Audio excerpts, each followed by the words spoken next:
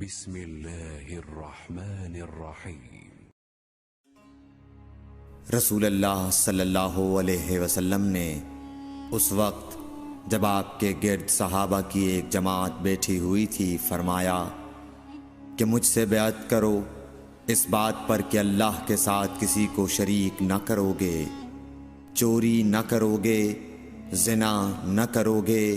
اپنی اولاد کو قتل نہ کرو گے،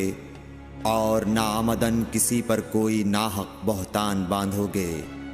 اور کسی بھی اچھی بات میں اللہ کی نافرمانی نہ کرو گے۔ جو کوئی تم میں اس عہد کو پورا کرے گا تو اس کا ثواب اللہ کے ذمہ ہے،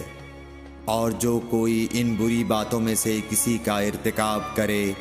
اور اسے دنیا میں اسلامی قانون کے تحت سزا دے دی گئی تو یہ سزا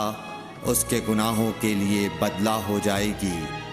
اور جو کوئی ان میں سے کسی بات میں مبتلا ہو گیا اور اللہ نے اس کے گناہ کو چھپا لیا تو پھر اس کا معاملہ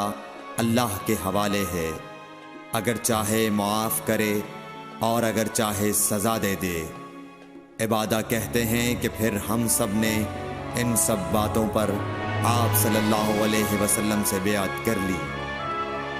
صحیح بخاری حدیث نمبر 18۔